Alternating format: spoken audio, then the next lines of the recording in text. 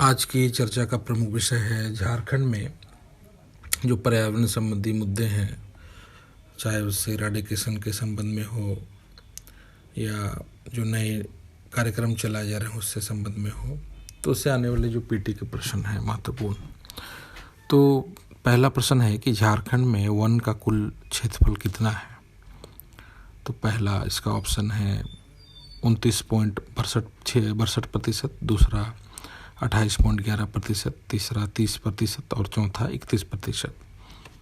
तो इसका जो सही उत्तर है पहला 29.62 जो 10% है, जो कि अगर आपको पहले भी पूछ सकता है ट्रेंड्स में।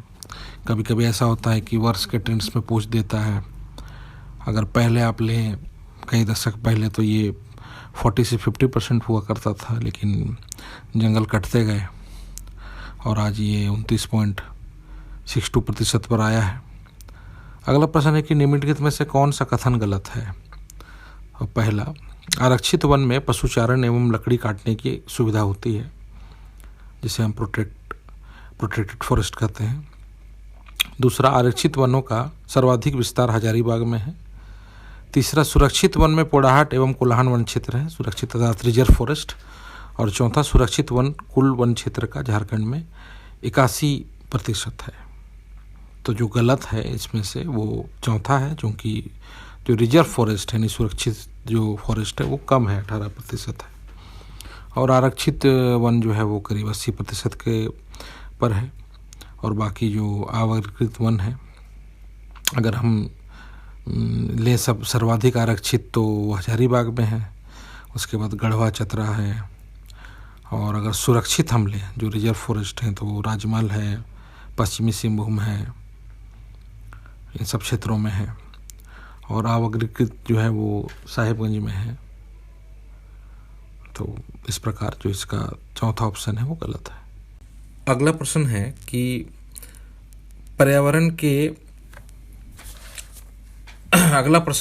पर्यावरण को बचाने के लिए वर्तमान में झारखंड में कुल कितने वन समितियों का गठन किया गया है।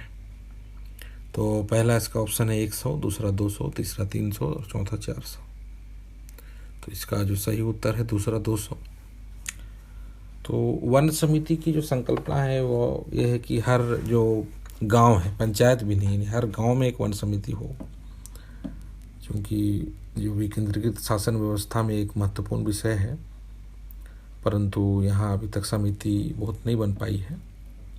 और जिसमें इस समिति में हर परिवार का सदस्य होना जरूरी है। तो 1952 में जो वन नीति बनी, इसके अनुसार जो 33% वन का क्षेत्र होना चाहिए, इसको बढ़ाने के लिए, वन की रक्षा करने के लिए, पर्यावरण को बचाने के लिए, क्योंकि वन एक बहुमूल्य संसाधन होता है, तस्करी होती है, तो इसको ग्राम सभा और गांव को ही इसकी जिम्मेदारी दे दी गई है। तो इसके लिए जो है वर्तमान में झारखंड में 200 वन समिति है। अगला प्रश्न है कि झारखंड में जैव विविधता को स्थापित करने के उद्देश्य से किस जिला को संतरे की खेती के लिए चुना गया है। तो इसका जो पहला ऑप्शन है गढ़वा, दूसरा गुमला, तीसरा सिमडेगा, चौथा पलामू। तो ये करंट का प्रश्न है, ये पलामू इसका उत्तर है। अभी हाल के दिन में ही इसको चुना गया है।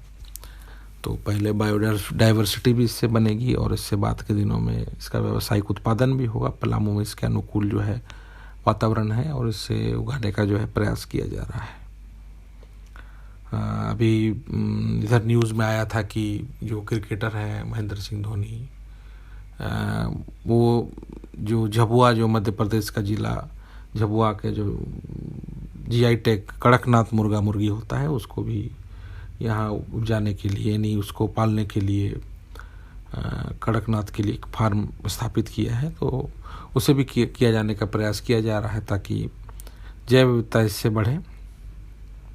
अगला प्रश्न है कि all India tiger associate report 2018 के अनुसार बाघों की संख्या झारखंड में कितनी है। तो पहला 5वां, दूसरा 50, तीसरा 100 और चौथा 100। तो इसका जो सही उत्तर है पहला 5 है। तो भारत में 2977 है बाघ, जहाँ मध्य प्रदेश में सर्वाधिक हैं। और ये तो काफ़ी दयनीय आंकड़ा है झारखंड का कि मात्र 5 ही हैं। कभी पलामू जो टाइगर में 100 की संख्या होती थी, आज इतना में ही सिमट के रह गया है, तो बड़े चिंता का विषय है। और इसी के लिए जो है वर्तमान 29 जुलाई को हमारे प्रधानमंत्री द्वारा टाइगर डे भी मनाने का संकल्प लिया गया है 2020 में ही। तो इसका जो सही उत्तर है, झारखंड में बाघों की संख्या तो पहला है, 5वां। अगला प्रश्न है कि विलुप्त प्राय गिद्ध जिप्स इंडिकस झारखंड के किस जिले में बचे हुए हैं? तो पहला पश्चिमी सिंहभूम, दूसरा रांची, तीसरा हजारीबाग, चौथा धनबाद। तो इसका जो सही उत्तर है तीसरा हजारीबाग। तो वर्ष 2013 में इसकी गणना हुई और 300 के करीब इस जाति के जिप्स इंडिकस के गिद्ध पाए गए हैं। और ये बड़ी चिंता का विषय है कि गिद्ध जो है डाइक्लोफेनिक जो रसायन है उसके वजह से मारे जाते हैं, और ये पर्यावरण हितैषी हैं, जैसे सुअर है या कुत्ता है या गिद्ध है, तो इससे जो है जो अवशिष्ट होते हैं उसको ये खाते हैं, जिससे कि पर्यावरण साफ रहता है। तो इसे बढ़ाने के लिए भी प्रयास किए जा रहे हैं। अगला प्रश्न है कि झारखंड में मुख्यमंत्री जन वन योजना कब शुरू हुई? तो पहला 2014, दूसरा 2015, तीसरा 2016 और चौथा 2018। तो इसका सही उत्तर है दूसरा 2015।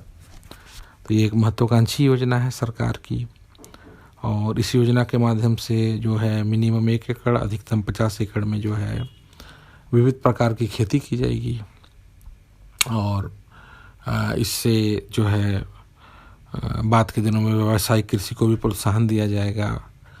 वर्तमान में जीविकोपार्जन के स्तर पर किया जा रहा है। तो जन वन योजना से जो है यहाँ के स्थानीय लोगों को जो है फ़ायदा मिलेगा। यहाँ इसके लिए इको टूरिज्म नीति भी बनाई गई है। अगला प्रश्न है कि झारखंड राज्य वन प्रदूषण नियंत्रण परिषद के वर्तमान अध्यक्ष कौन है? तो पहला बसंत सोरेन, दूसरा हेमंत सोरेन, तीसरा पीके वर्मा और चौथा सावित्री महतो। तो इसका जो सही उत्तर है वो तीसरा है, पीके वर्मा, जो इसके वर्तमान जो है अध्यक्ष हैं, और वर्ष 2001 में जो है इसकी स्थापना हुई थी, और ये एक महत्वपूर्ण रेगुलेटरी बोर्ड है। जहाँ है हरियाली वहाँ है खुशहाली, इसका लोगो भी है। अगला प्रश्न है कि नैम्प NAMP क्या है? पहला वायु गुणवत्ता डाटा कार्यक्रम, दूसरा जल प्रदूषण डाटा कार्यक्रम, तीसरा गंगा सफाई डाटा कार्यक्रम और चौथा मृदा प्रदूषण कार्यक्रम। तो इसका जो सही उत्तर है पहला वायु गुणवत्ता डाटा कार्यक्रम है, क्योंकि इसका जो फुल फॉर्म है कि national ambient air quality monitoring programme, जो रियल टाइम पर भी किया जाता है। और ये एक महत्वाकांक्षी कार्यक्रम है पर्यावरण की को बचाने के दृष्टिकोण से। तो इधर अभी आपके जितने भी कंपटीशन है वहाँ आप पाइएगा कि उसमें पर्यावरण संबंधी प्रश्न बहुत आते हैं, क्योंकि पर्यावरण की जो समस्या है, चाहे ग्लोबल वार्मिंग हो, वन का कटाई हो, जलवायु परिवर्तन हो, मौसम का परिवर्तन हो, शहरों की समस्या हो, ये एक वैश्विक समस्या है, कोई क्षेत्रीय राष्ट्रीय नहीं है। ऐसे में वैश्विक समस्या होने के नाते ये अब चुनौती बन गई है कि आने वाले समय में क्या होगा। अगर इसको नहीं बचाया गया तो सारी दुनिया का नाश हो सकता है। तो इसलिए जो है जितने भी पाठ्यक्रम है वहाँ पर्यावरण से संबंधित जो है प्रश्न बहुत आते हैं। तो इसका जो सही उत्तर है पहला ऑप्शन है। अगला प्रश्न है कि रांची के किस स्थान पर real time air quality index जारी होता है? रांची के किस स्थान पर रियल टाइम एयर इंडेक्स जारी होता है? तो पहला डोरंडा, दूसरा झारखंड सचिवालय, तीसरा झारखंड विधानसभा, चौथा पुलिस मुख्यालय ध्रुव। तो इसका पहला ऑप्शन डोरंडा सही है, जो वहाँ वन भवन है, ठीक आपके जो हाई कोर्ट के मोड़ में ये दिख जाता है, रोड से ही दिख जाता है कि कितना प्रदूषण का इंडेक्स है। अमूमन काफ़ी बड़े बड़े शहरों में हर जगह ये कहीं कहीं मिलता है। तो ये रियल टाइम आपको मॉनिटरिंग कर बताता है कि स्थिति कैसी है, कितनी उसमें प्रदूषण की मात्रा है, कितने पार्टिकुलेट मैटर है। अगला प्रश्न है कि झारखंड के किस जिला में परमाणु रेडिएशन का खतरा सर्वाधिक है? तो पहला पश्चिमी सिंहभूम, दूसरा पूर्वी सिंहभूम, तीसरा लोहरदगा, चौथा पलामू। तो इसका जो सही उत्तर है वो है पूर्वी सिंहभूम, चूँकि हम जानते हैं कि जो पूर्वी सिंहभूम है वहाँ उसके क्षेत्र में जो घाटशिला जो सब डिवीज़न है, यानी धालभूम सब डिवीज़न, वहाँ परमाणु जो के खनिज जो है अयस्क हैं यूरेनियम के रूप में मिले पाए जाते हैं मुक्त अवस्था में यूरेनियम 238 के रूप में। और वहाँ काफ़ी ऐसी घटनाएं हमें मिलती हैं कि कभी 2 मुंडी वाला जो है वो बच्चा पैदा हुआ, या किसी के 5 अंगुली हैं, या किसी के 1 आँख ही नहीं है। तो ऐसे रेडिएशन है, तो इसका खतरा बना रहता है वहाँ की भूमि में।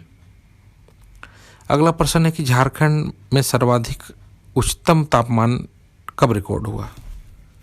तो पहला है 2006, दूसरा 2008 और तीसरा 2010 और चौथा 2012।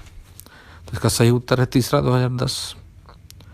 तो इस वर्ष जो है 46.5 डिग्री सेल्सियस ये दर्ज किया गया था। सबसे न्यूनतम जो है वो 2008 था 3 डिग्री सेल्सियस।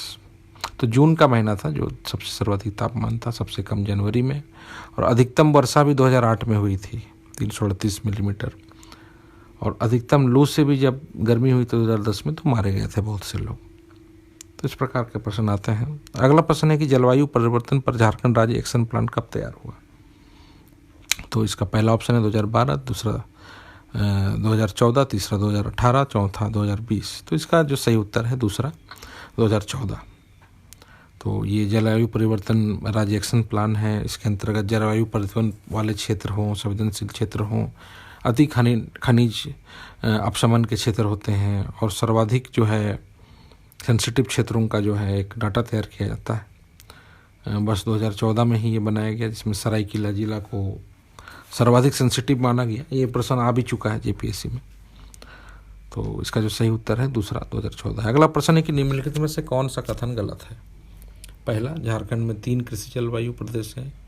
दूसरा, जोन 4, 5, 6 झारखंड में है। तीसरा, पश्चिमी सिंहभूम जिला जोन 4 में पड़ता है। चौथा, दुमका जोन 4 में पड़ता है। तो इसका जो तीसरा ऑप्शन है वो फैक्चुअल प्रश्न है ये कि पश्चिमी सिंहभूम जिला जोन 4 में नहीं, वो 6 में है। क्योंकि 3 जोन है, 15 जोन पूरे भारत में हैं, और 4 जोन में जो है वो मध्य, उत्तरी, पूर्वी पर पठारी क्षेत्र, इसमें दुमका, देवघर, गोड्डा, साहेबगंज जैसे क्षेत्र हैं। 5वां में पश्चिमी पठारी प्रदेश है, इसमें पलामू, लातेहार, गढ़वा। अच्छा, यहाँ एक गौर करने की बात ये भी है कि चौथा का जो एक भाग रांची का जो पड़ता है वो चौथा में भी आता है, और दूसरा भाग जो है वो 5वां में भी आता है, जो हजारीबाग से जो सटा हुआ है। और जो 6वां है वो दक्षिणी पूर्वी पठारी क्षेत्र, जिससे पश्चिमी सिंहभूम है, सरायकेला खरसवां है, पूर्वी सिंहभूम है। तो इस ऐसे में तीसरा ऑप्शन जो है वो सही है। अगला प्रश्न है कि झारखंड में राज्य गंगा नदी संरक्षण प्राधिकरण कब बना? तो पहला 2008, दूसरा 2009, तीसरा 2010, चौथा 2012। तो इसका जो सही उत्तर है वो दूसरा है। 2009 में जो है वो गंगा प्राधिकरण संरक्षण प्राधिकरण बना, और ये साहेबगंज का जो ज़िला है उसमें ये पड़ता है। और जैसा कि 1986 में इसके लिए नीति बनाई गई नदी संरक्षण के लिए, और सीएम इसके खुद अध्यक्ष हैं, क्योंकि इसमें वो एक बड़ा बजट होता है पूरे भारत में जो गंगा से क्षेत्र से जुड़े हैं। तो ऐसा में साहेबगंज जो हमारा क्षेत्र है वो जुड़ा हुआ है। अगला प्रश्न है कि निम्नलिखित में से कौन औद्योगिक प्राधिकरण नहीं है? तो पहला आदित्यपुर, दूसरा बोकारो, तीसरा रांची, चौथा गुमला। तो इसका जो सही उत्तर है चौथा गुमला है। चूँकि आदित्यपुर से आइडा है, बोकारो का बियाडा है, रांची से रियाडा है, और एक है संथाल प्रगण प्राधिकरण, लेकिन चौथा जो गुमला है वो नहीं है। तो जो इंडस्ट्रियल एरिया डेवलपमेंट अथॉरिटी है इसके अंतर्गत ये आते हैं आदित्यपुर, बोकारो, रांची, लेकिन गुमला नहीं आता। तो ऐसे में चौथा ऑप्शन सही है। अगला प्रश्न है कि झारखंड में भूगर्भ जल का भंडार कितना है? तो पहला 100 मिलियन क्यूबिक मीटर, दूसरा 200 मिलियन क्यूबिक मीटर, तीसरा 500 मिलियन क्यूबिक मीटर, और चौथा 1000 मिलियन क्यूबिक मीटर। तो जिसका सही उत्तर है वो है तीसरा 500 मिलियन क्यूबिक मीटर जल का एक संचित भंडार है हमारे यहाँ। ऐसे डिपॉजिट पर प्रश्न आते हैं। और ये जानकारी की ये बात है कि हमारे राज्य में अगर लिया जाए तो 20% से कम क्षेत्र सिंचित है, और 80% जो जल है वो ऐसे ही बह जाता है। तो आप सोच सकते हैं दयनीय, कितनी स्थिति दयनीय है। अगर एक नीति बनाई जाए तो राज्य में तो प्रॉब्लम ही नहीं होगा, ना बिजली की, ना सिंचाई की, ना पीने का, और ना ही पर्यटन का, ना ही और कृषि की भी। तो इस प्रकार के डाटा को जानना आवश्यक है, क्योंकि ये हमारे संकल्पना को विकसित करता है आगे मेंस के आंसर राइटिंग में भी। अगला प्रश्न है कि झारखंड में नवीकरणीय ऊर्जा विकास एजेंसी जेरेडा कब बना? तो पहला 2001, दूसरा 2002, तीसरा 2003, चौथा 2005। तो इसका जो सही उत्तर है पहला 2001, क्योंकि जैसे ही झारखंड बिहार से अलग हुआ तो Jharkhand renewable energy development authority बना, और ऐसे 1995 से ही नवीकरणीय ऊर्जा पर कार्य शुरू हो गया। तो ऐसे में जेरेडा ने इस पर जो है कमान संभाली, और राज्य में 2012 में ऊर्जा नीति बनी, जिसके तहत 10 वर्षों में 50% जो है ऐसे रिन्यूएबल एनर्जी को डेवलप करने के लिए लक्ष्य रखा गया। इसके अनुरूप बाद में जल नीति भी 2011 में बनी, इससे पहले।